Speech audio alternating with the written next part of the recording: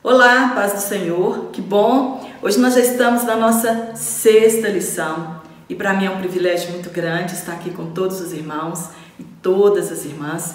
Sou grata a Deus pelo carinho de todos e para você que está aqui pela primeira vez, eu sou Jane Martins de Souza, sou professora, também superintendente de escola bíblica dominical. Se você ainda não é inscrito no meu canal, se inscreva. Curta as minhas aulas se você realmente gostar, compartilhe em suas redes sociais e assim o meu canal estará chegando também a outras pessoas e eu também posso ajudá-las. Sou grata a Deus pelo carinho de todos vocês. E Deus tem me sustentado até aqui.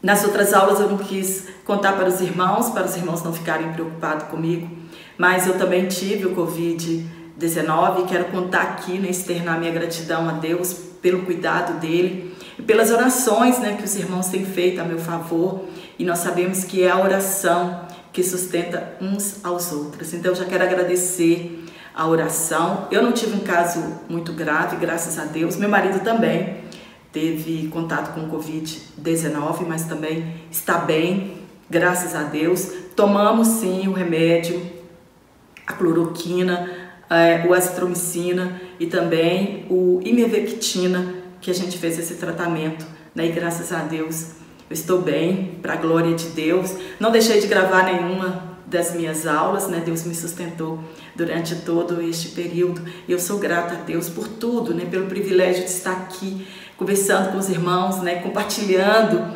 esta vitória da minha vida. Então vamos entrar aqui já para a nossa lição. Hoje na lição 6 nós vamos falar sobre Neemias reconstrói os muros de Jerusalém. Nós vamos estudar Neemias no capítulo 1, versículo 1 a 4 e também o capítulo 2, do versículo 1 a 9. Não quero ser repetitiva, mas se você não leu este ano ainda esses dois livros, é bom que você leia. E agora nesta aula, lição de número 6, nós vamos deixar um pouquinho o livro de Esdras, nós vamos entrar aqui em Neemias, mas nas próximas lições nós vamos voltar também no livro de Esdras. Nós falamos até a construção do templo, que durou 7 anos, aí eles celebraram a Páscoa, houve festividade e agora nós vamos passar. Esdras ainda não tinha chegado em Jerusalém, então nós vamos falar sobre a chegada de Esdras um pouco mais à frente. Hoje nós vamos falar sobre a chegada de Neemias em Jerusalém.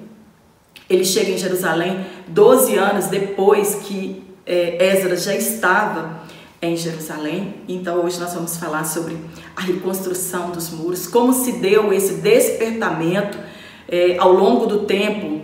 Eles quiseram reconstruir os muros, consertar as portas que estavam fendidas, mas os inimigos não deixavam, até que Deus desperta um homem de coragem para voltar para Jerusalém e então reconstruir os muros e as portas. E é sobre isso que nós vamos falar nesta aula. Fique comigo até o final desta aula e nós vamos juntos aprender bastante sobre a chegada de Esdras a chegada de Neemias, a chegada de Neemias em Jerusalém e como foi a chamada dele. O templo foi reerguido durante 7 anos por Zorobabel, A promessa de Deus cumpriu na vida dele. É claro que a medida do templo não era a mesma do primeiro templo construído por Salomão, aquela mesma suntuosidade. A medida também não era a mesma. Nós sabemos que o rei deu a medida para que eles construíssem aquele templo, então não era a mesma grandeza, não era a mesma suntuosidade, mas Deus já tinha prometido que a glória dele ia ser muito maior. E depois disso, Esdras chega em Jerusalém, mas hoje nós não vamos falar sobre a chegada dele, nós vamos falar 12 anos depois, quando Neemias chega então em Jerusalém.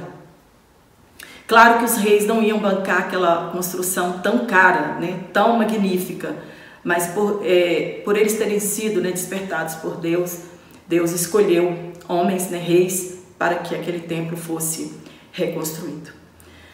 Então, Esdras vai chegar, Neemias vai chegar em Jerusalém E nós vamos falar como se deu a chegada dele ali, como foi o despertamento dele, qual foi o papel dele ali em Jerusalém.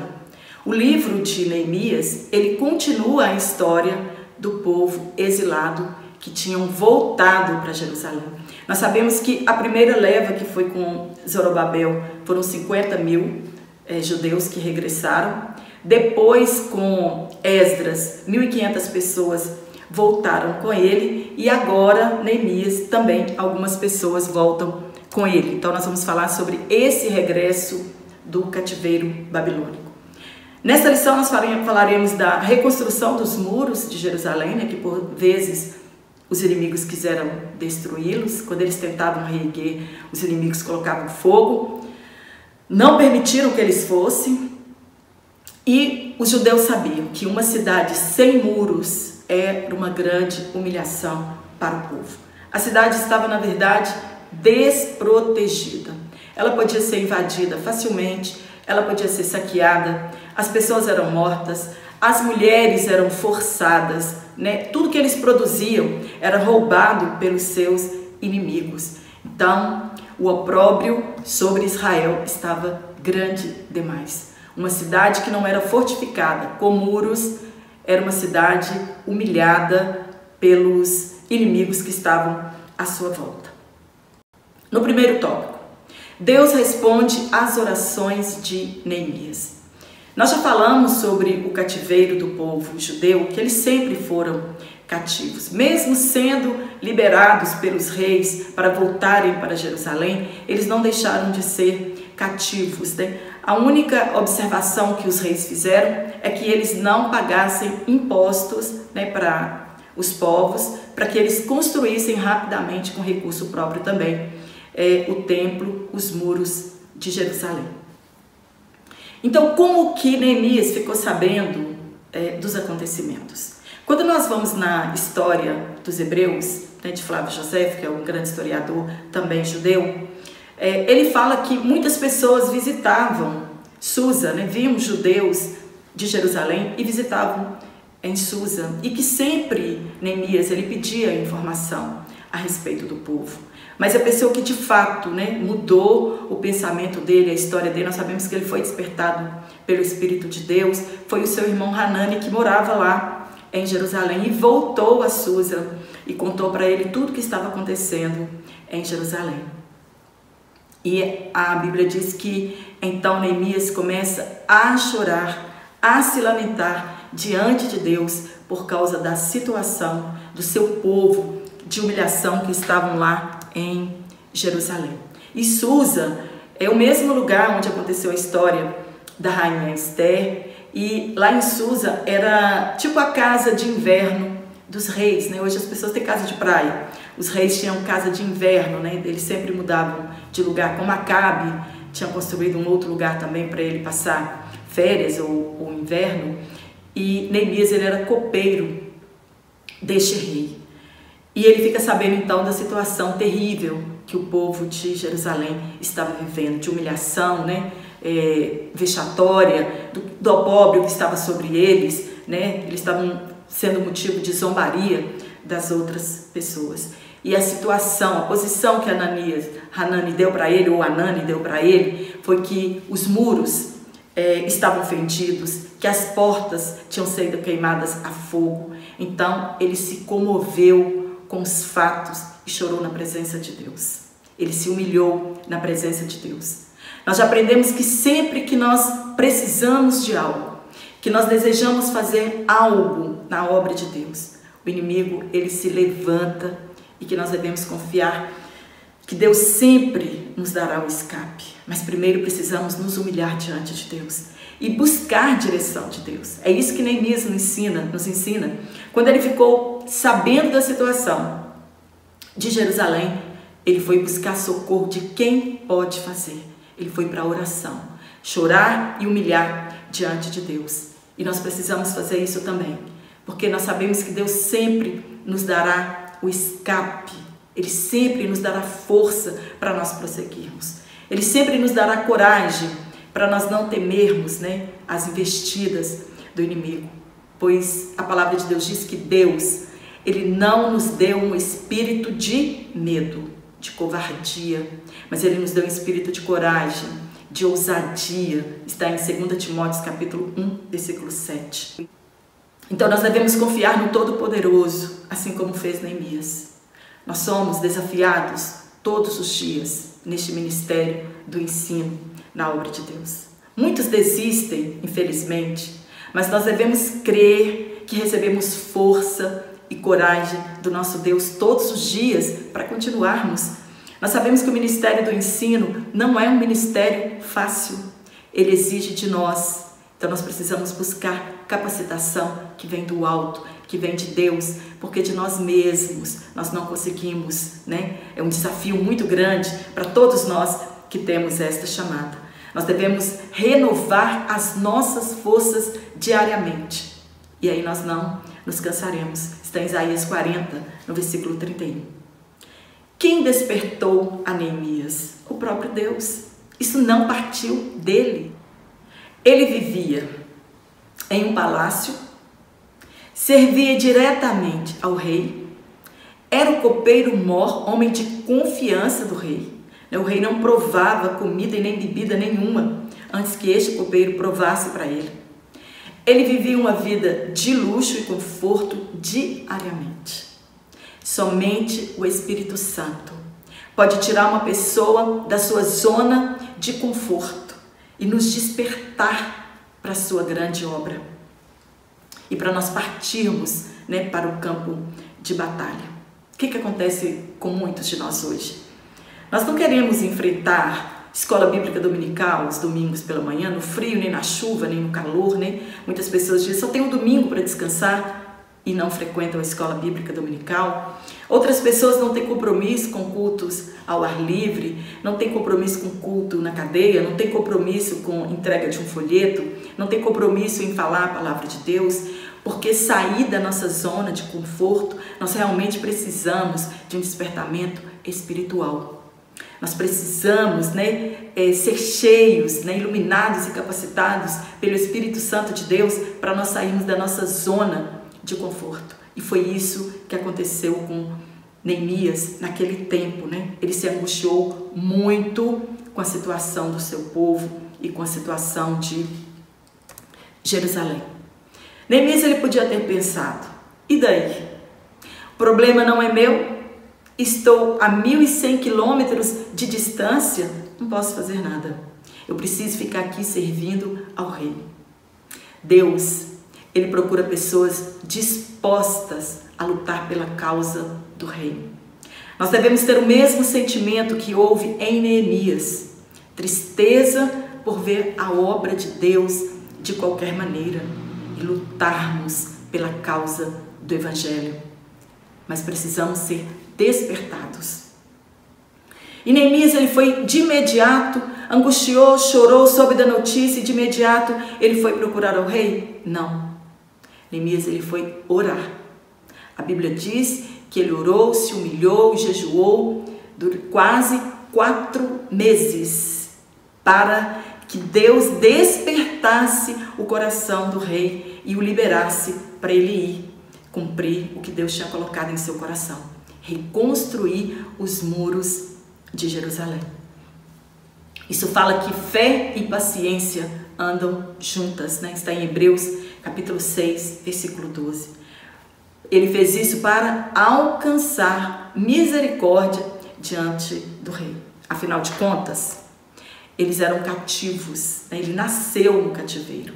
Ele era descendente dos exilados na Babilônia. Já tinham passado quase 100 anos desde a volta do exílio, 538 a 458 a.C. Ele se ofereceu para ser o servo a quem Deus pudesse usar. E ele disse entre linhas, abre aspas, eis-me aqui, envia-me a mim. Também nós vimos isso com o profeta Isaías, né, que se colocou na brecha para que Deus pudesse usá-lo. Ele pediu a Deus que o prosperasse diante do rei, assim como fez a rainha Esther, né, no livro de Esther, capítulo 4, versículo 11. Um copeiro, ele também não podia parecer triste diante do rei. Diante do rei, as pessoas deveriam apenas levar alegria, porque se uma pessoa comparecesse diante do rei triste, ela era condenada à morte, porque todos que serviam ao rei tinham que comparecer alegres. Mas neste dia, a tristeza de Neemias chamou a atenção do rei. E o rei gostava muito dele, e o rei ficou preocupado com a tristeza dele. Olha como Deus trabalha no coração das pessoas. Assim como trabalhou no coração de Neemias, ele também trabalhou no coração do rei, para que o rei percebesse a alegria daquele copeiro, daquele servo tão fiel. E ele havia orado por quase 4 meses, e ele confiava nos planos de Deus. E assim aconteceu. Quando o rei perguntou o motivo da sua tristeza, ele então contou tudo ao rei que estava acontecendo com a sua cidade.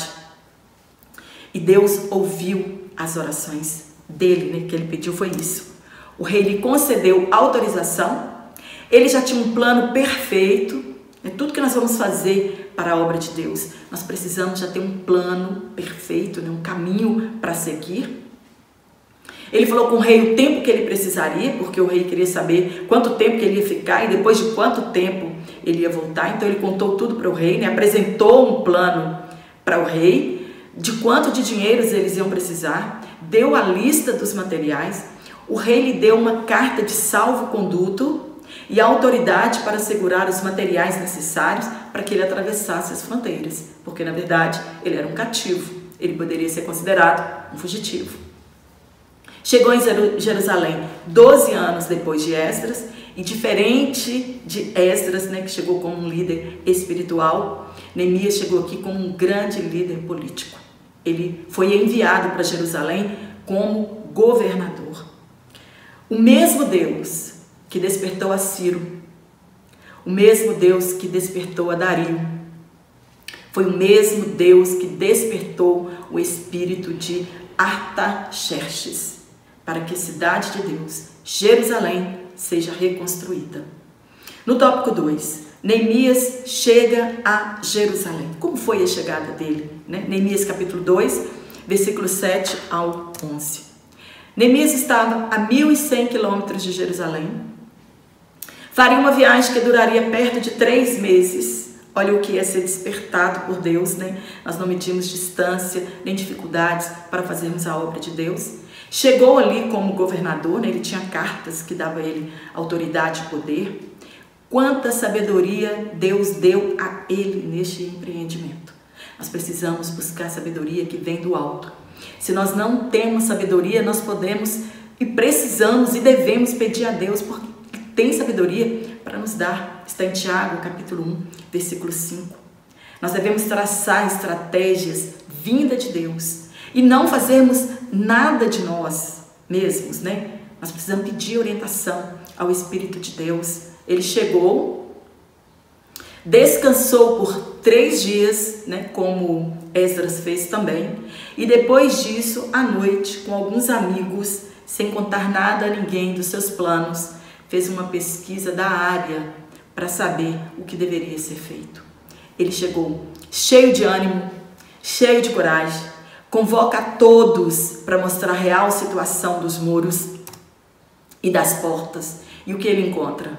Um povo desanimado, que não viam esperanças para o futuro. Só para se ter uma ideia, os levitas, os sacerdotes, os cantores, cada um já tinha ido para sua cidade, cada um cuidar da sua vida, Já tinham abandonado o templo porque o povo deixou de contribuir, então eles tiveram que trabalhar para sustento próprio. Então todo mundo já tinha abandonado o templo, todo mundo já tinha voltado para suas cidades e cada um cuidando da sua vida. E é péssimo quando nós estamos desanimados com a obra de Deus. E às vezes nós temos tantos planos para a obra de Deus, estamos cheios de gás e não encontramos apoio nem de nossa liderança e nem da igreja local.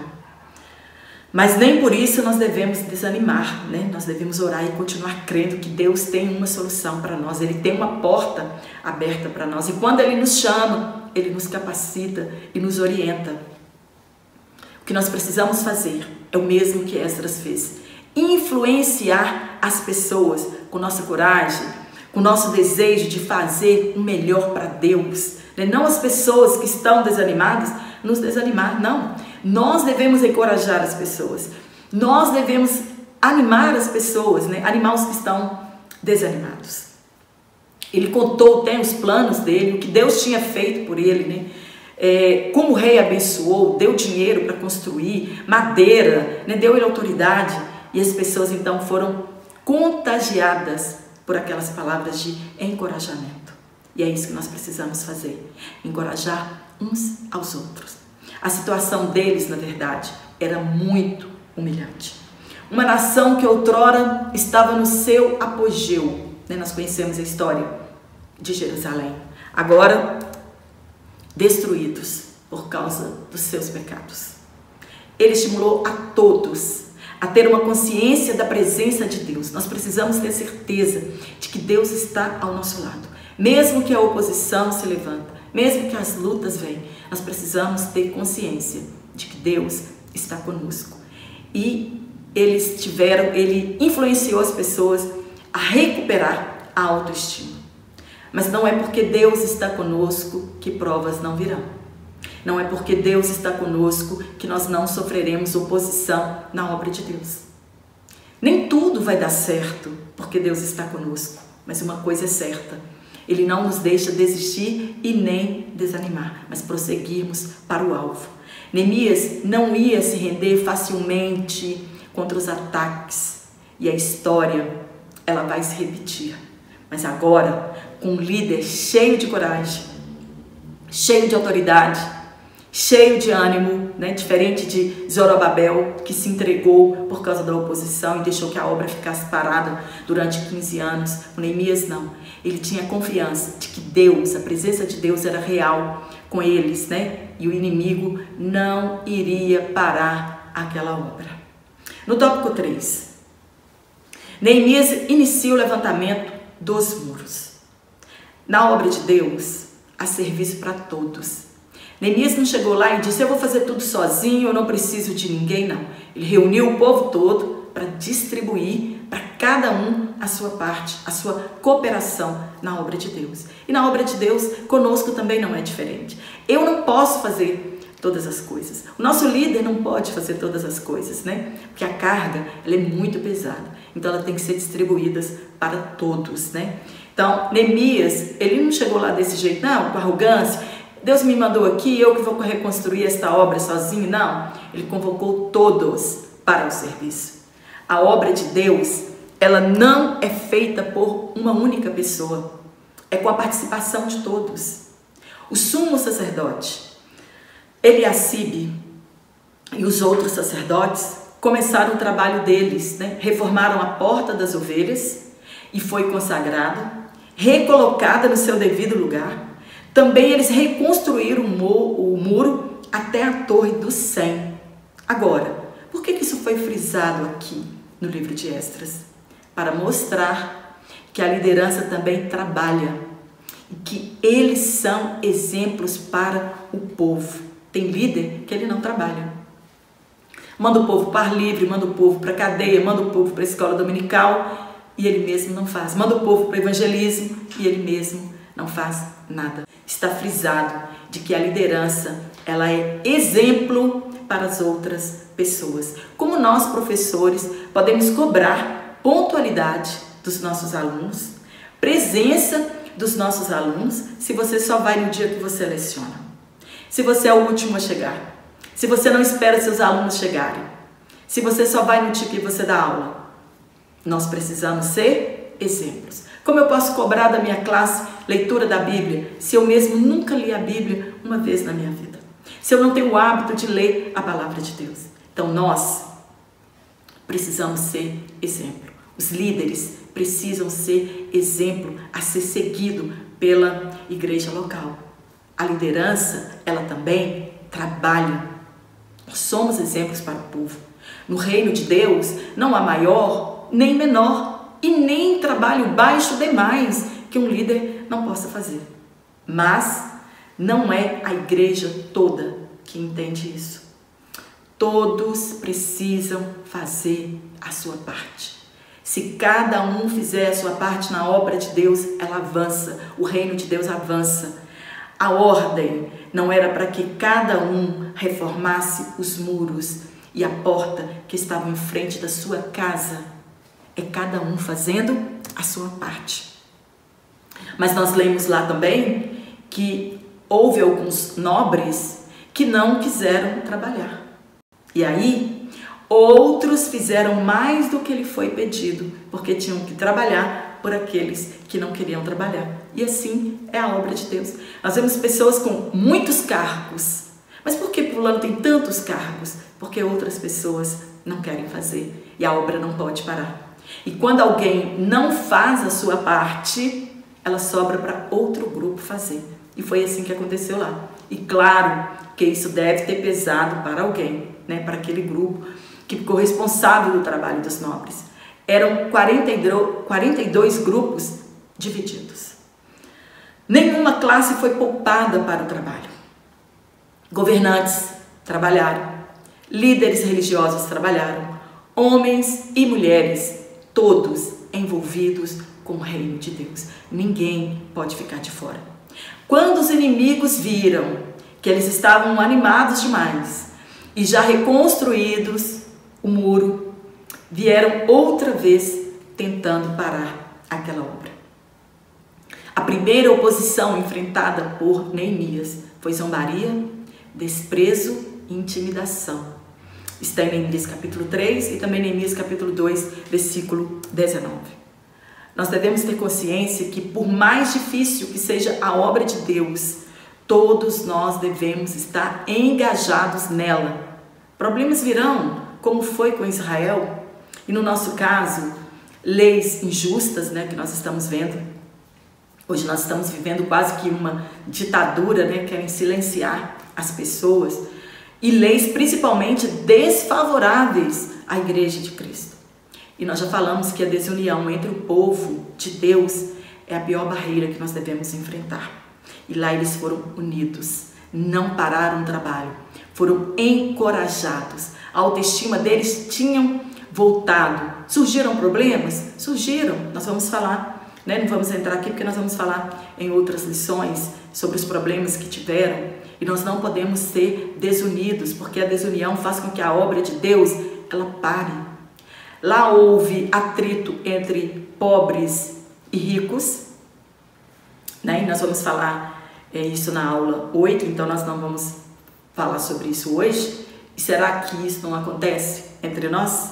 Né? Desacordo entre pobres e ricos, sobre A ou B, mas vai ficar esse assunto para a lição de número 8. No quarto ponto, e hoje a lição está extensa, hoje nós temos 6 tópicos, né, nessa lição. O quarto tópico, o levantamento dos muros provocou grande oposição. Outra oposição enfrentada foi por Sambalate. Nós falamos sobre o desprezo, né, a crítica. Agora eles já iam enfrentar a segunda oposição, que foi por Sambalate, que ficou furioso, ridicularizou os judeus, foram chamados de frágeis judeus, menosprezada a força deles. Os materiais que estavam sendo usados e reaproveitados foi motivo de escárnio por Tobias. Mais uma vez, Neemias não contendeu. Neemias foi para oração e pediu a Deus que ele escolhesse tudo que eles estavam fazendo. E é isso que nós devemos fazer. Evitar contendas, né? A melhor arma nossa, a maior arma que nós temos é a oração. Também nós somos ridicularizados pelo que nós somos. Por nossas roupas cristãs, nós somos ridicularizados. Pela simplicidade da maioria dos templos. Nem todos nós temos formação acadêmica, somos chamados de povinho, ou um irmãozinho, ou uma irmãzinha. Nesta pandemia, nós estamos sendo drasticamente afrontados, pois o mundo está perguntando onde estão os curadores televisivos que não curam, né, as pessoas, que não vão nos hospitais orar pelos que estão infectados com Covid-19, ou por que não mandam esse vírus embora. Estão desafiando a Deus. Quando os muros estavam pela metade, com as brechas tampadas, eles sofreram um ataque ainda maior. Os inimigos planejaram atacar Jerusalém, sendo Sambalate, Tobias, os árabes, os amonitas e os homens de Asdod. E o povo já estava cansado de lutar, de contender, né? Estavam ficando desanimados e ainda havia muito entulho para ser retirado. Somente capacitados pelo Espírito Santo de Deus, nós conseguimos vencer as barreiras, conseguimos vencer a perseguição. Muitos, infelizmente, já não aguentam mais as pressões em sua vida, porque nós sofremos pressões de todos os lados, né? Nós somos perseguidos de todas as áreas, né? Muitos já perderam as suas forças, mas não desistiram e eles terminaram o muro. Nós precisamos aprender, né, com esta história. Eu já falei sobre as táticas que eles usaram um pouco na lição de número 4, eu vou deixar o card aqui, mas na lição de número 8 nós também vamos falar mais um pouquinho sobre essas táticas. E então em 52 dias, olha que rapidez, em 52 dias os muros e as portas são reconstruídos, e isso os inimigos sabiam que eles tinham tido a ajuda de Deus. Neemias capítulo 6, versículo 15. Nós já sabemos que a extensão do muro não era a mesma do primeiro templo e, claro, que depois disso eles continuaram ainda por muito mais tempo com o embelezamento do templo, fortificação, né, dos muros e outras coisas assim. Flávio Joséfo, ele diz que durou mais ou menos este muro para terminar 2 anos e 4 meses. É como se fosse uma reforma de uma casa. Você termina a sua casa, precisa mudar, então você faz a inauguração só com as paredes rebocadas, mas durante o tempo você vai pintando, né, vai embelezando a sua casa. Assim Flávio Joséfo diz que foi com os muros de Jerusalém. O quinto tópico: o muro foi solenemente inaugurado. Quando o muro terminou, 52 dias, então eles fizeram a inauguração do muro. E na obra de Deus é assim. Tarefas devem ser distribuídas e cada um deve saber a sua função. Tudo foi purificado. Para o serviço de Deus, todos devem purificar-se. A obra é de Deus e Ele não aceita menos que a nossa santificação para fazer a obra de Deus. Não podemos fazer a obra de Deus de qualquer maneira, com uma vida na prática do pecado. Nós seremos punidos severamente por Deus. Nós não somos obrigados a fazer a obra de Deus, mas se nós aceitarmos, deve haver dedicação da nossa parte, como tudo ali em Jerusalém foi dedicado a Deus. Está em Neemias capítulo 7, versículo 1 a 2, e no capítulo 12, 27 a 47, fala sobre a dedicação dos muros. Mas antes da dedicação, houve a confissão de pecados, a leitura pública da lei, o acordo com o povo, porque o povo estava casando com mulheres pagãs, né, de outras nações. Nós vamos falar sobre isso também em outra lição. O repovoamento de Jerusalém, nós já falamos, o povo todo tinha ido embora, cada um para cuidar de sua vida, de outra cidade. Então, Jerusalém tinha poucas pessoas.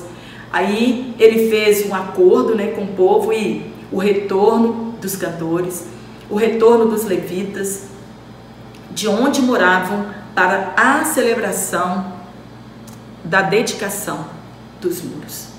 2 grupos subiram ao muro, cada um para um lado. Inclusive, Neemias também acompanhou a procissão em cima dos muros.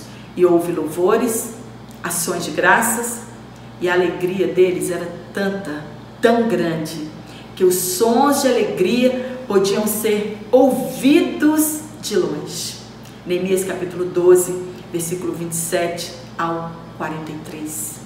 Quando Deus trabalha ao nosso favor, nós devemos contar, né, para os 4 cantos. O mundo precisa saber do que Deus tem feito por nós e da nossa alegria que nós temos de servir a Deus e de completar a obra que nós fomos chamados. O último tópico de número 6, os muros trazem ensino simbólico importante, né?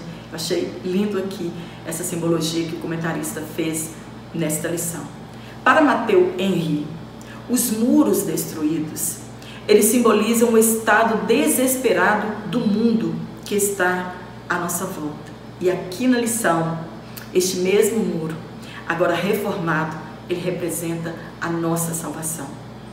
Uma cidade, ela somente poderia estar segura se ela fosse cercada por muros fortificados e ela tivesse portas, trancas.